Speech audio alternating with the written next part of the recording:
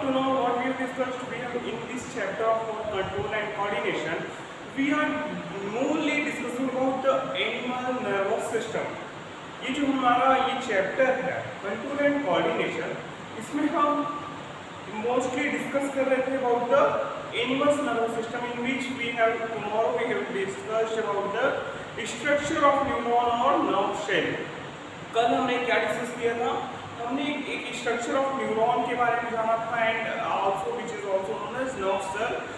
Neuron जो होता है वही नर्व सेल होता है कि how a nervous system is formed of this brain, spinal cord and nerve cells. These three together constitute the nervous system of any animal. Along with that, we have noticed here that in the form of electrical impulse by the chemical reaction, the masses are transferred from the dendrite of the neuron to the brain. What we have discussed, कल हमने देखा कि जो message होता है in the form of chemical reaction, वो electrical impulse के form में वो ट्रांसफर किया जाता है from the dendrite to the brain और उसका रिस्पॉन्स हमें मिलता है। But now we are going today to talk about the reflex action. Now we are going today to talk about the reflex action. But आज के lecture में हम reflex action की बात करेंगे कि व्हाट इज रिफ्लेक्स एक्शन, कि आखिर रिफ्लेक्स एक्शन होता क्या है, होता क्यों है और होता कैसे है। We are all going to discuss about this reflex action. First, if you are going to talk about the reflex action, then what is reflex? Reflex is the word we commonly use when we talk about some sudden action in response to something in the environment. अगर हम reflex शब्द की बात करें तो ये क्या है, ये एक सडन आंसर है, सडन एक्शन है किसी भी चीज की रिस्पॉन्स इन द इन्वायरमेंट।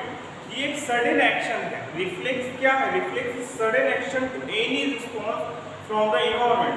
अगर इन्वायरमेंट से कोई भी स्टिमुलाई होगा तो उसको रिस्पॉन्स के लिए सडन एक्शन ही रिफ्लेक्स कहलाता है। And action perform for the responding is known as reflex action. और उस एक्शन को परफॉर्म करने के लिए जो रिस्पॉन्स जाता है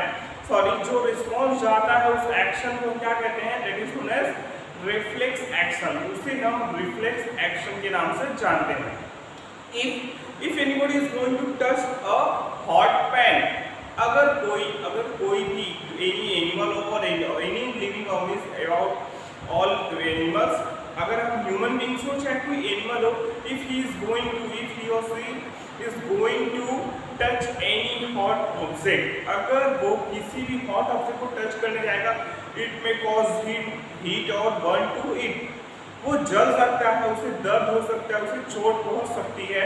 it is dangerous situation for any organism, animal और human beings, for all it is a dangerous situation. अगर कोई भी ऑर्गेनिज्म है, लिविंग बीइंग है, एनिमल है चाहे ह्यूमन है, अगर कोई भी किसी भी हॉट चीज को टच करेगा तो ये डेंजरस है उसके लिए, because it may cause pain and harm to him. वो उससे जल सकता है, अगर किसी भी गर्म चीज को छुएगा तो उससे जल सकता है और उसके रिस्पॉन्स में उसे दर्द हो सकता है, उसे चोट पहुंच सकती है। But how we are going to know that we should not touch this object, तो हमें पता कैसे चलेगा या हम कैसे अपने आप को रोक पाएंगे कि हम इस हॉट ऑब्जेक्ट को टच ना करें वरना हम जल जाएंगे। That's only about the sudden reaction, that is the reflex action. This is completely related with the reflex action. A common idea in all such example is that we do something without thinking about it or without feeling in control of our reaction. Let us consider, take our example, touching a flame is an urgent and dangerous situation for us, or in fact for any animal. One seemingly simple way is to think consciously about the pain and the possibility of getting burned and therefore move our hand. An important question then is how long and will it take to think all this? If any organism is going to touch a flame, a burning flame, if any organism is going to touch it, then he must think about it. अगर हम कोई काम करने जाते हैं तो हम उससे पहले उसके बारे में सोचते हैं कि नहीं सोचते हैं? बिल्कुल सोचते हैं। Without thinking we can't do that work. बिना उसके सोचने से पहले हम कोई वर्क नहीं परफॉर्म कर सकते हैं। तो अगर हम किसी एनिमल हो चाहे हम ह्यूमन बीइंग्स को अगर वो किसी बर्निंग फ्लेम को टच करने के लिए आगे बढ़ेगा तो वो जरूर सोचेगा कि अगर मैं इसे टच करूँगा तो हो सकता है मैं जल जाऊँ, मुझे दर्द हो, मुझे पेन हो, और तो और वो ये भी सोचेगा कि इससे और क्या क्या नुकसान मेरा हो सकता है। बट ये प्रोसेस जो थिंकिंग की है वो कहाँ से होती है? It is only govern by our brain. वो कहाँ से गवर्न की जाती है? वो हमारे ब्रेन से ही गवर्न की जाती है। The process of thinking after before doing any work, किसी भी काम को करने से पहले जो थिंकिंग होती है, जो हम थिंक करते हैं कि आखिर इसमें क्या हमें प्रॉफिट होगा, क्या मेरा लॉस होगा, मेरे अगर चोट पहुंची तो क्या चोट पहुंच सकती है, वो कितने टाइम तक रह सकती है मेरे पास, और ये जो एक्शन और रिफ्लेक्शन का वर्क होता है कितने टाइम में होता है, कितनी सडन और कितना फास्ट होता है, this all depends on our mind. ये सारा का सारा एक्शन जो होता है वो हमारा माइंड पे, हमारे ब्रेन पे ही डिपेंड करता है। और brain, I have told you yesterday, the transfer of messages in the form of electrical impulse by the chemicals produced by the neurons and the dendra and the skin muscle cells. It is the fastest network in this world for transferring any message within response to. ये जो work, ये जो network है message transfer का electrical impulse के form में, और तो और इन the form of chemicals release by the end producing the electrical impulse, जो केमिकल्स रिलीज होकर इलेक्ट्रिकल इम्पल्स के फॉर्म में न्यूरॉन्स और ब्रेन द्वारा ये मैसेज जो ट्रांसफर होता है, ये दुनिया का फास्टेस्ट नेटवर्क है मैसेज ट्रांसफर का। आज तक ऐसा कोई नेटवर्क ह्यूमन ने नहीं बनाया, ये तो गॉड गिफ्टेड है। So reflex action, now comes to our topic reflex action. If this is the case, if it is no surprise that the thinking tissue in our body consists of dense network of intricately arranged neurons. It sits in the forward end of the skull and receives signals from all over the body which it thinks before responding to them. Obviously, in order to receive these signals, these thinking part of the brain in the skull must be connected to nerves coming from various parts of the body. Similarly, if the part of the brain is to instruct muscles to move, nerves must carry this signal back to different parts of the body. If all this is to be done when we touch a hot object, it may take enough time for us to get burnt. तो ये जो पूरा system है इसमें होगा क्या?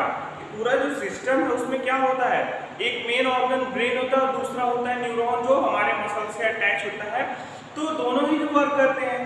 तो जो ये टाइम लगता है कि कैसे वो पता चलेगा कि वो ब्रेन वो मैसेज को टच करेंगे, वहाँ से सेंसरी ऑर्गन्स जो होते हैं हमारे, जो सेंस ऑर्गन्स होते हैं उस सेंस को उससे भाप लेंगे, उसे सेंस कर लेंगे कि that we are going to burn, हम जल सकते हैं। And then the message is transfer to the brain and the brain transfer this message to the all other parts and get packed out. ये जो process है कि जब हम जलने जाते हैं तो उसे जलने का पहले ही आभास हो जाता है कि वो गर्म है, उससे पहले हीट जो रिलीज होती है वो हमारे सेंस ऑर्गन, हमारे हैंड्स के सेंस ऑर्गन्स को टच करके वो सेंसरी न्यूरॉन द्वारा वो जो एक्शन होता है उसमें हमारे मसल्स में, फिर वो मैसेज न्यूरॉन के थ्रू के ब्रेन तक जाता है, फिर वो ब्रेन से डिफरेंट नर्व्स के थ्रू हमारे उस हैंड तक, इवन ऑल बॉडी पार्ट्स तक जाता है कि we can get burn by them.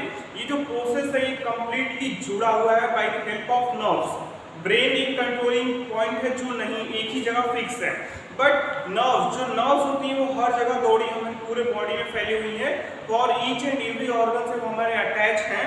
और even all if any problem is going to be then our brain mindset, अगर हमें कोई भी दिक्कत होने वाली है होती है तो सबसे पहले हमारे ब्रेन तक ही मैसेज कॉल में होता है, वो ब्रेन उसे कंट्रोल करता है।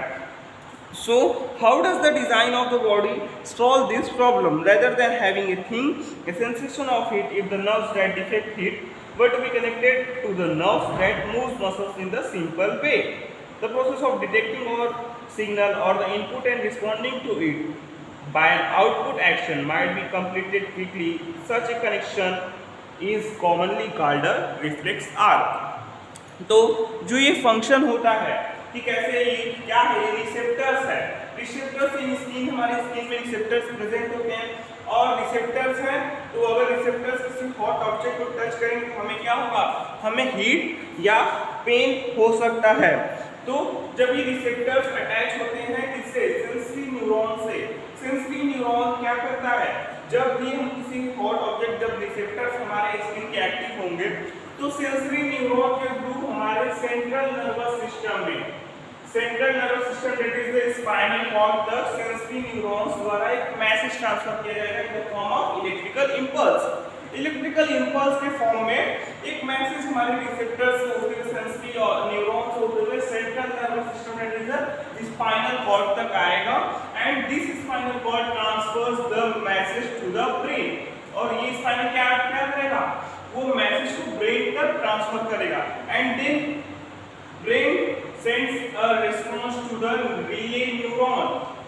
जो स्पाइनल कॉर्ड में रिले न्यूरॉन मौजूद होता है, जो पाया जाता है, रिले न्यूरॉन कहाँ मिलता है, spinal cord that is central nervous system. Spinal cord को हम इसीलिए सेंट्रल नर्वस सिस्टम भी बोलते हैं और उसमें एक रिले न्यूरॉन होता है, वो ब्रेन मैसेज ट्रांसफर करेगा रिले न्यूरॉन तक और वो रिले न्यूरॉन उस मैसेज को, इलेक्ट्रिकल इंपल्स जो होती है मैसेज को, वो motor neuron through effector muscle के पास आएगा, जो हमारे मसल, जो हमारे आर्म्स की मसल होती है उनमें आएगा, that is known as effector.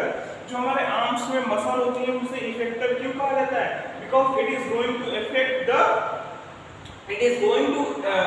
The hand, our arm. ये हमारे हाथ को कुछ ना कुछ इफेक्ट प्रोड्यूस करके वो हमें बचाने वाली है हीट से।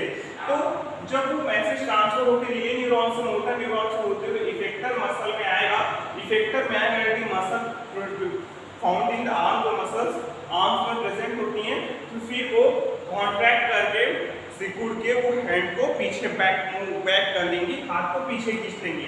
तो जब ये पूरा सिस्टम जो है ये क्या करता है, this all reflex action protects us from getting burn और in sense it is sudden response to any stimuli in the present in the environment। ये किसी भी स्टिमुली का सडन रिस्पॉन्स है, इसीलिए हम इसे रिफ्लेक्स एक्शन के नाम से जानते हैं। ये सडन प्रोसेस है, हम सोचते ही हैं कि हमारा हाथ कट जाता है, सोचिए कितना फास्ट नेटवर्क है हमारे ब्रेन का कि just we are thinking about it and we have moved our hand out of that burning pan, हम उस बर्निंग पैन से अपना हाथ दूर कर लेते हैं। So this all process together called as reflex arc. और इस प्रोसेस को, पूरी प्रोसेस को हम क्या कहते हैं, इस पूरी फिनोमेना को हम रिफ्लेक्स आर्क के नाम से जानते हैं। Reflex arc, where should such reflex arc connections be made between the input nerve and the output nerve? The best place of course would be the point where they first meet each other। तो ये सबसे अच्छी place कहाँ होती है कि input और output इसका कहाँ होता है, वही होगा जहाँ ये दोनों एक साथ मिलती हैं। Nerves from all over the body meet in a bundle in the spinal cord on their way to the brain। जितनी भी सारी नर्व्स हैं हमारे पूरे बॉडी में, वो कहाँ आकर अटैच होती हैं, हमारे spinal cord central nervous system से आकर अटैच होती हैं और फिर यहीं से वो ब्रेन तक जाती हैं। Not in A bundle form में आके वो हमारे सेंट्रल नर्वस सिस्टम से अटैच होके वो मैसेज को हमारे ब्रेन तक सेंड करती हैं।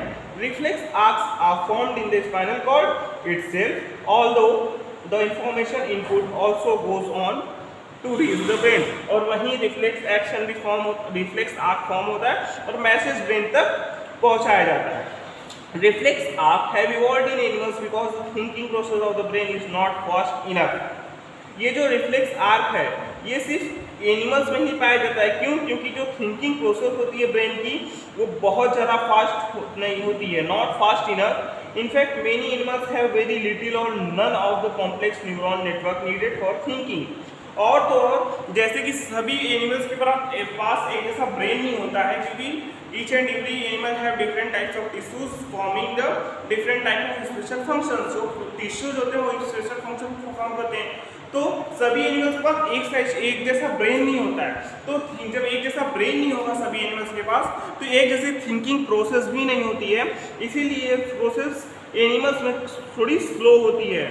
So it is quite likely that reflex arcs have evolved and efficient ways of functioning in the absence of through processes. However, even after complex neuron networks have come into existence, reflex arc continue to be more efficient for quick response. लेकिन फिर भी अब तो ढेर सारे neuron networks अगर पाए जाते हैं, अब तो मिलने लगे ढेर सारे न्यूरॉन नेटवर्क सब बॉडी में होते ही हैं, ईच एंड एवरी ऑर्गेनिज्म के होते ही हैं, उसके बाद भी reflex arc continue to more efficient for quick response. और रिफ्लेक्स आर्क जो है उस उन सभी न्यूरॉन्स के होते हुए भी रिफ्लेक्स आर्क का जो प्रोसेस है वो बहुत ही इफिशिएंट है क्विक रिस्पॉन्सिंग में। जो ये रिफ्लेक्स आर्क का प्रोसेस है ये क्विक रिस्पॉन्सिंग में मेनी न्यूरॉन्स के प्रेजेंस के बाद भी बहुत ही इफिशिएंट है। So that's all for today. Thank you very much.